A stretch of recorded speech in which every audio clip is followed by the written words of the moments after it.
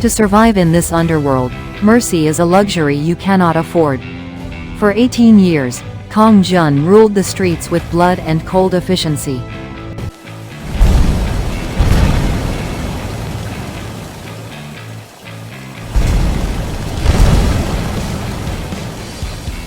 The night was swallowed by rain. At the port in the outskirts of Seoul, the sky was pouring down with a fury that seemed endless. The wind howled between the empty warehouses and rusted containers. Abandoned ships creaked in the darkness. In this desolate place, a man sat in the backseat of a black luxury car. His silver-white hair, pulled into a man bun, gleamed faintly in the darkness. His collarbone and chest were marked with black tattoos, intricate patterns that told stories of a life lived in shadows. This was Jun Kong, the underground syndicate's boss. But tonight, he was no longer the boss. Jun's eyes were fixed on the rain. His breathing was shallow. His hands trembled slightly. The sound of the downpour was like a trigger. Every raindrop that hit the car window felt like a bullet. Jun closed his eyes. He was 7 years old again. A rainy night, his mother's hand disappearing into the darkness. The sound of thunder became the sound of a gunshot. Thunder. Another thunderclap. Jun's breath came faster. His fingers dug into the leather seat beside him. The driver glanced back, worried. But Jun didn't see him. He was trapped in a moment that happened 30 years ago. On that rainy night long ago, Jun's mother had walked into the rain to find medicine for his fever. She never came back. Jun had waited by the window, watching the rain, waiting for her footsteps, but there was only silence. Police came. They said she had been caught in a robbery gone wrong. They said her body had been found near the train station. That was the night Jun learned that the world was cruel. That night, a man had saved him. An old man with kind eyes had found Jun crying in the rain and taken him in. That man had raised Jun, fed him, taught him, and eventually, trained him in the martial arts that would define his life, Taekwondo. That man had told him the strongest person is not the one who hurts others. It is the one who protects those they love. But Jun had chosen a different path. By age 15, he was part of the underworld. By 20, he was a rising power. By 30, he was the boss of Seoul's most feared syndicate. He had built an empire on fear, not love. He had become the very thing the old man had warned against.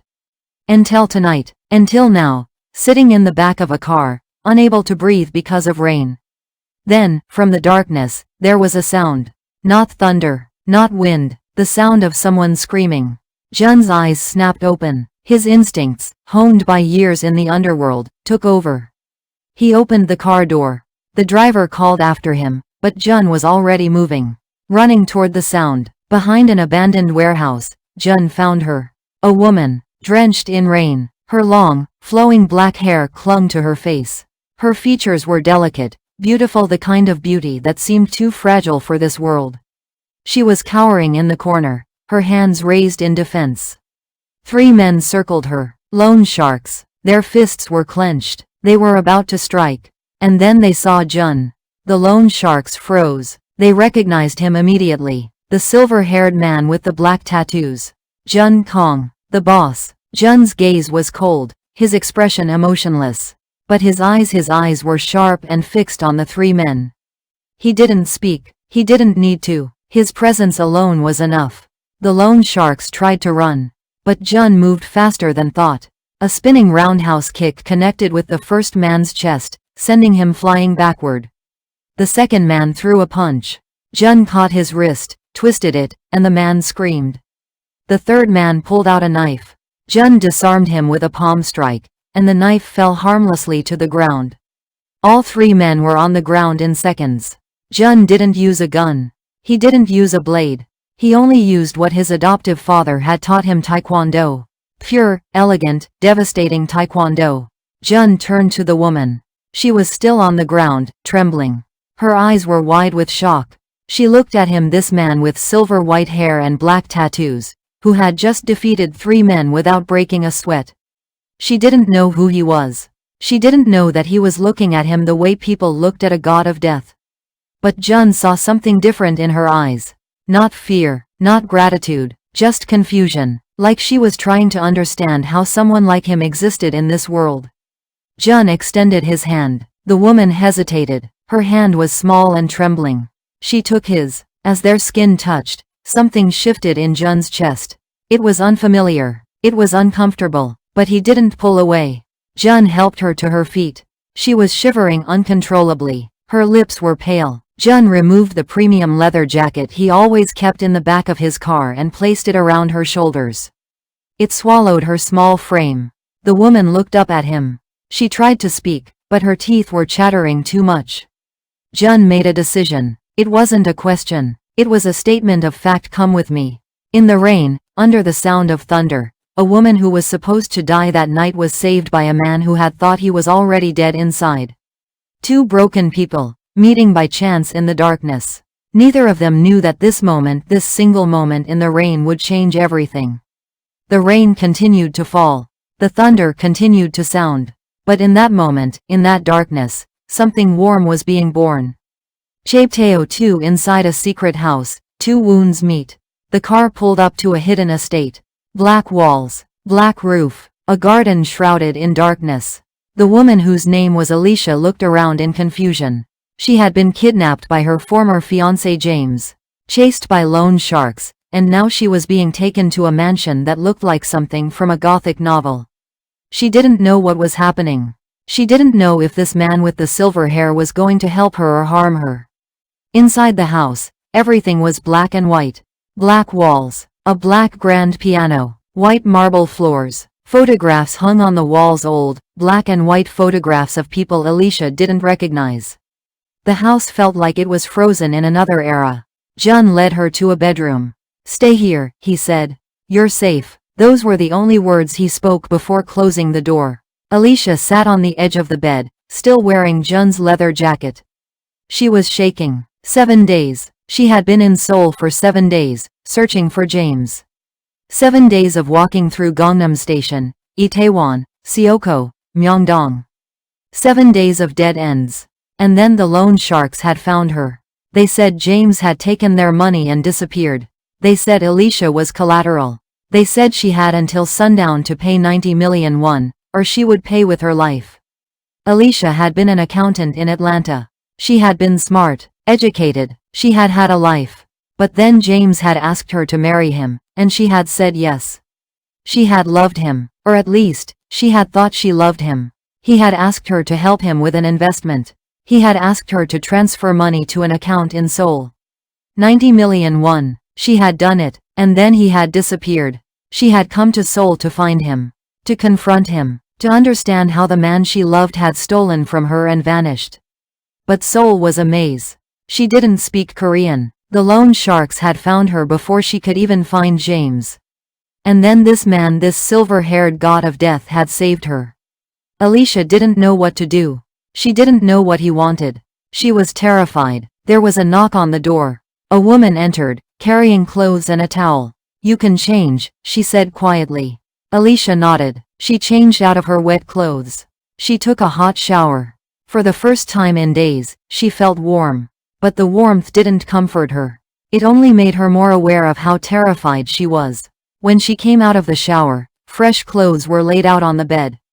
They fit her perfectly. She wondered how that was possible. She wondered who this woman was. She wondered who that man was. She sat on the bed, wrapped in the clothes of a stranger, in a house that felt like a tomb. Hours passed. Night deepened. Alicia heard footsteps in the hallway. She tensed, but no one came to her room. She heard the sound of a piano. Beautiful music drifted up from somewhere in the house. Someone was playing a nocturne by Chopin. The music was melancholic, filled with longing and sorrow. Alicia recognized the piece. It was one her mother used to play. She closed her eyes and let the music wash over her. The next morning, Jun appeared. He was wearing a black shirt. His black tattoos were visible on his collarbone. His silver-white hair gleamed in the morning light. He looked like something that had walked out of a dark dream. "Who are you?" Alicia asked. Jun looked at her. For a moment, he didn't answer. Then he said, "Someone who understands pain." Alicia wanted to ask more, but something in his expression told her not to. "What do you want from me?" Alicia asked. Jun was silent. He walked to the window and looked out at the garden. "Nothing," he finally said. I want nothing from you. Alicia didn't believe him. Everyone in this world wanted something. They always did. But Jun's words were spoken with such finality that she found herself wanting to believe them anyway. Days passed. Alicia began to understand the layout of the house. Black and white rooms, photographs on the walls, a library filled with books in multiple languages, a garden that bloomed with unexpected beauty hidden behind the black walls. She saw Jun sometimes. He would appear in rooms, silent and watchful. Once, she saw him standing in the rain in the garden, his face upturned to the sky, his shoulders soaked. He looked like a man trying to remember how to feel. One night, Alicia found Jun in the library, reading. His silver-white hair caught the lamplight. His black tattoos seemed to shimmer. For a moment, Alicia forgot to be afraid. She saw something in him, a loneliness so profound it matched her own. She realized, in that moment, that this man had saved her not because he wanted something, but because he needed to save someone. He needed to believe that people could be rescued. He needed to believe that goodness still existed in the world. Alicia walked closer. Jun looked up from his book. Their eyes met, and in that moment, something shifted between them. It wasn't love, not yet, but it was recognition, a understanding that they were both drowning, and that perhaps, they could save each other. That night, Alicia whispered words that would change everything. You thought you saved me. But honestly, I was already dead before I met you. When you touch me, I feel alive for the first time. Jun didn't respond, but he didn't leave. He stayed with her through the night, and in the darkness, two broken people began to heal. The black and white house became a sanctuary. Not because its walls were beautiful, but because within those walls, two people who had lost faith in the world found reasons to believe again. It was the beginning of something neither of them expected. It was the beginning of love in a place where love should never have existed. Chapter 3. The night when the past crashes in. 3 months had passed. Alicia's belly had grown round. 7 months pregnant. The baby, a boy, was moving inside her. Jun placed his hand on her belly and felt the kick. His expression didn't change, but his eyes did. There was something tender in them now. Something that hadn't been there before. Alicia had decided to stay. She had called her family in Atlanta. She had told them she was safe. She had told them she was happy. Her mother had cried on the phone. Are you sure? Her mother had asked. Do you trust this man? And Alicia had answered, yes, Mom. I trust him. It was the first time she had ever said those words and meant them completely. Jun had made changes. The black and white house had been renovated. New furniture had been brought in. Soft colors now decorated the walls. The photographs had been taken down and replaced with paintings of sunrise and ocean waves. The house that had felt like a tomb now felt like a home. Jun had also made a decision. He had declared his retirement. He had handed over the syndicate to his subordinate, Deho, called Sinho by most. Deho was young but capable. More importantly, Deho believed in Jun's vision of a different kind of organization. One built on trust, not fear. One that protected, rather than preyed. It was a radical idea in the underworld. But Jun was done with the old ways. And then, one rainy night, of course it was raining, the past came crashing down. Alicia was in the garden when she first saw him. A man in an expensive suit, flanked by armed men. He was searching through the house like he owned it. His name was James. He was older than Alicia remembered. His eyes were harder, more cruel, and he was looking for her. Alicia, James called out, I know you're here, come out. Alicia's heart began to race. She felt the baby kick inside her. She was scared, not for herself, but for the baby. For Jun. James had brought soldiers, members of an international crime organization he had apparently aligned himself with. This wasn't just a personal confrontation. This was war. Jun appeared in the garden, moving silently. He placed himself between Alicia and James. James laughed when he saw him. So you're the man who's been playing house with my fiancé? James said. Jun's expression didn't change. She's not your fiancé anymore, he replied calmly. She's my wife. James's laughter died. Your wife? She was nothing before I found her. And she'll be nothing after I'm done with her. What happened next happened in seconds. James threw a punch. Jun moved like water, redirecting the punch, and James found himself flying through the air. He crashed into a stone wall. His armed men rushed forward. Jun's subordinates appeared from the shadows of the house. The garden erupted into chaos. But it wasn't a fair fight. Jun's men were trained in Taekwondo. James's men had guns, but they couldn't fire, not with civilians present, not with police likely to arrive. They tried hand-to-hand combat, and they lost. Badly. Jun moved through the fight with the grace of a dancer. A spinning kick sent one man flying. A palm strike disarmed another. He didn't use weapons. He didn't need to. His body was a weapon. And his will to protect was absolute. Within minutes, all of James's men were on the ground. James himself was barely conscious, his face bloodied, his pride shattered. Jun stood over James. His dark eyes were cold and merciless. "You will leave Seoul," Jun said quietly. "You will leave Korea. You will never come back. If you do, I will make sure you disappear from this world. And no one will ever find your body." James understood. This wasn't a threat. This was a promise. He nodded, terrified. Police sirens wailed in the distance. Jun's call, Deho had already contacted the authorities. By the time the police arrived, the evidence was clear. James was arrested. Alicia watched it all from the porch. She watched Jun fight. She watched him stand victorious over a man who had once controlled her fate. And she realized something: she loved him. Not because he was powerful. Not because he could protect her. But because he had chosen to. He had chosen her. She placed her hand on her belly where the baby was moving. "Your father is a good man," she whispered. "He's going to protect us." That night, as Alicia went into labor, Jun held her hand. The baby was born at 3 a.m. on a night that was no longer raining.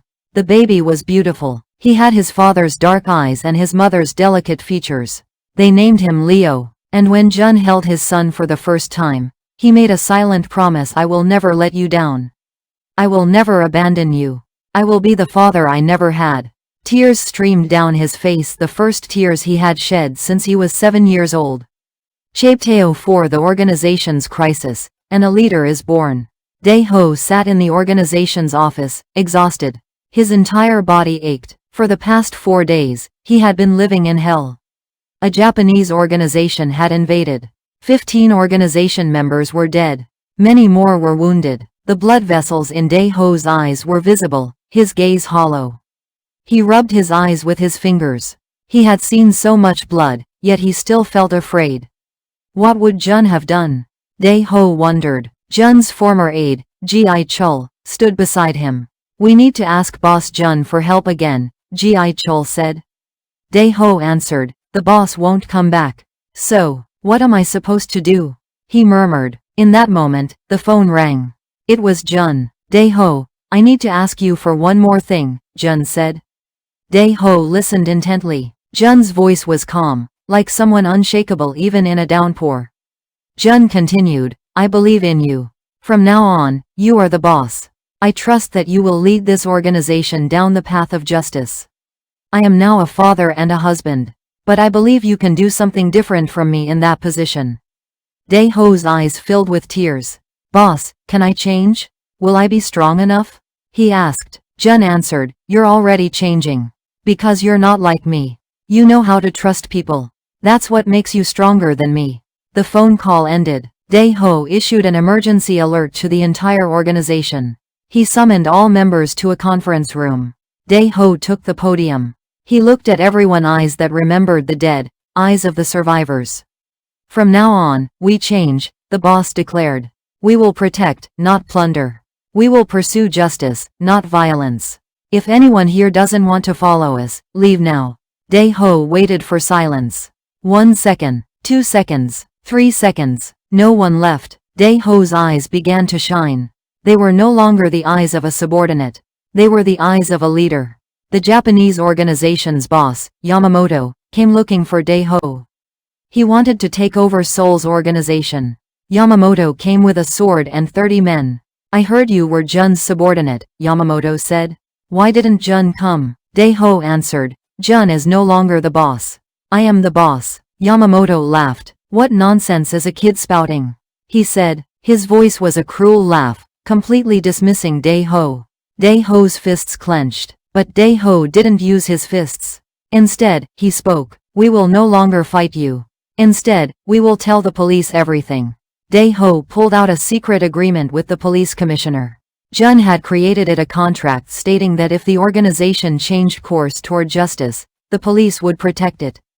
Yamamoto's face turned pale. He had made a calculation error.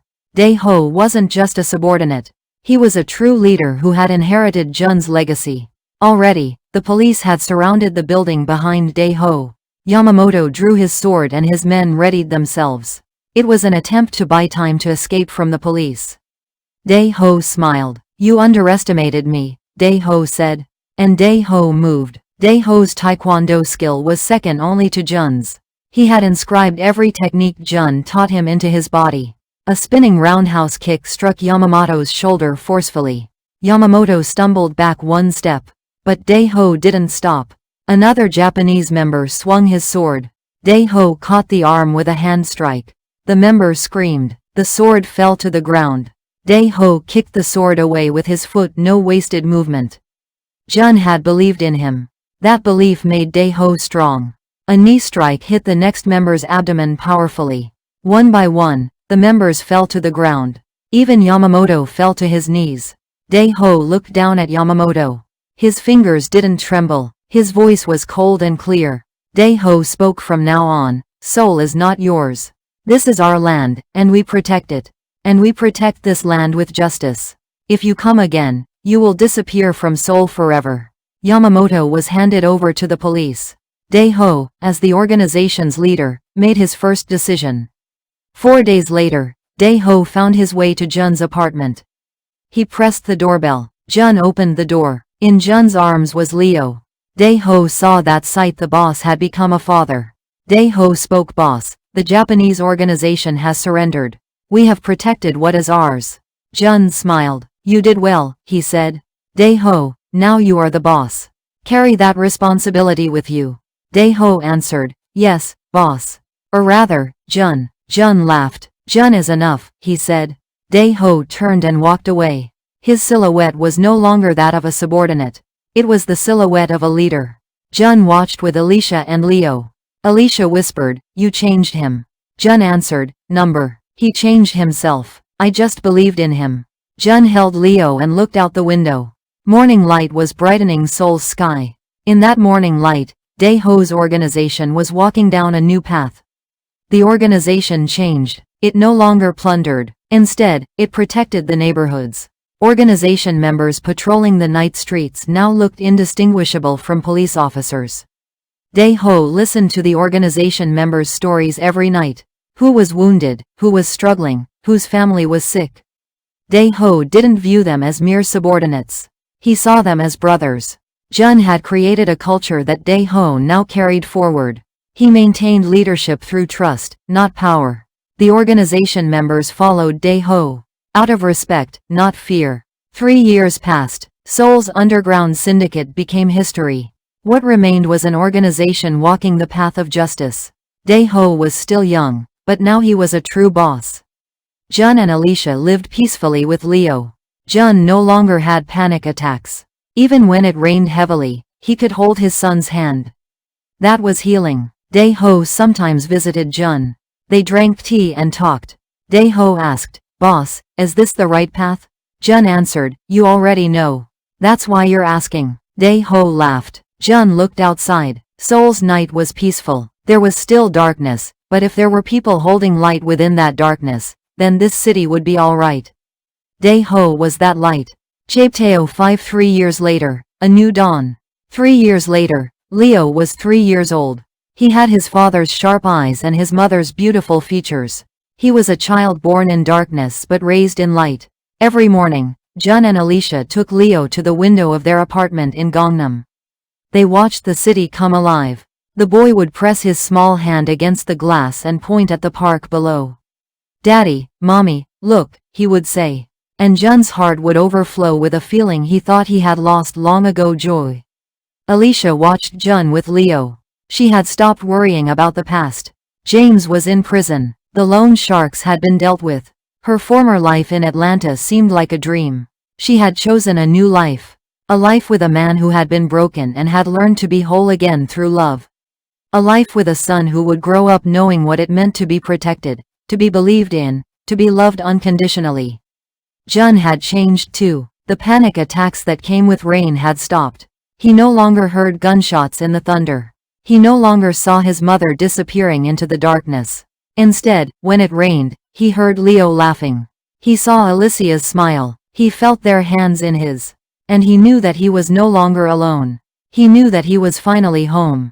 Deho continued to lead the organization. He had kept Jun's vision alive, a syndicate that protected rather than preyed. The police and the organization had formed an unusual partnership. Together, they kept the streets of Seoul safe. Corruption had decreased. Violence had decreased. The underworld had slowly, gradually, transformed into something that resembled justice. One evening, Jun took Alicia and Leo to a park near their apartment. It was golden hour, that magical time when the sun is setting and the world is bathed in warm light. Leo ran ahead, chasing butterflies. Alicia laughed at his wonder. Jun stood beside her, watching their son, feeling the peace that had eluded him for so long. Alicia took Jun's hand. She looked up at him. His silver white hair caught the golden light. His black tattoos seemed to shimmer with stories. "Do you remember the night we met?" she asked. Jun nodded. "I remember everything," he said. Alicia smiled. "I was so scared," she said. "But I felt safe with you. Even though you were dangerous, you made me feel safe." Jun brought her hand to his lips and kissed it. "You made me feel alive," he said. As they stood in the park, watching their son play, Leo ran up to them. "Daddy, Mommy, can we get ice cream?" he asked, his eyes bright with hope. Jun picked Leo up and kissed his forehead. "Of course, buddy," he said. Alicia took Jun's free hand. They walked through the park together, a father, a mother, and a child born from darkness but raised in light. The sun continued to set. The city lights began to twinkle on. And in that moment, they were happy. Later that evening, after Leo had fallen asleep, Jun and Alicia sat on the balcony of their apartment. The city spread out before them like a living thing. Lights twinkled. Cars moved like blood through veins. Far below, Deho's organization was doing their nightly patrol. Jun could see them, young men and women, once trained in violence, now trained in protection. They were the proof of what Jun had believed, that people could change. That darkness could be transformed into light. The morning fully brightened. Leo woke up. He cried out, "Mom, Dad." Jun and Alicia ran to the bedroom. They picked Leo up. All three looked out the window together. Seoul's morning was becoming bright. Below on the streets, Deho's organization kept peace, hand in hand with the police. Jun thought to himself, a father gives up everything to protect his child. That is the greatest strength a father can have. The story that began on a dark rainy night in the harbor has become the warmest morning. Because two people chose to believe in each other. This story began in darkness. A downpour at the port, two desperate people, and an unplanned encounter. But that dark night became the warmest morning. Because two people chose to believe in each other. Jun stands by the window with Alicia and Leo every morning. He watches the dawn light brighten Seoul. Once, he lived only in darkness. But now, he welcomes the morning. And he loves that morning. Alicia, Jun, and Leo, they all love it. Every night, Deho patrols the streets. But now, he does it not out of fear. He does it out of love. The way Jun taught him.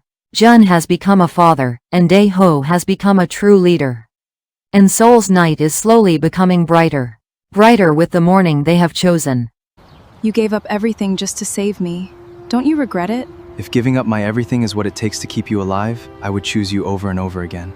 My hands were always stained with blood, and I thought my world would be winter forever.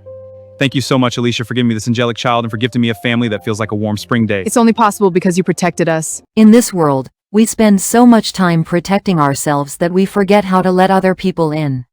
We build walls so high that even love cannot climb them. But this story teaches us something different. Vulnerability isn't weakness. It's the beginning of strength. When Jun opened his door to a desperate woman he didn't know, he thought he was saving her. But she was saving him. When Alicia asked for help, she thought she was showing weakness. But she was showing courage. The greatest power in human life isn't the ability to hurt others or to control situations. It's the ability to let yourself be vulnerable with another person. It's the choice to believe that someone can change you and then give them that power. It's understanding that love doesn't make you weak, it makes you human. And being human is the most powerful thing we can be. In the darkness of a rainy night, two broken people found each other. And in finding each other, they found themselves. This story is a work of fiction. Will Kong Jun risk everything to protect his new family? Subscribe now, and never miss a chapter of their story.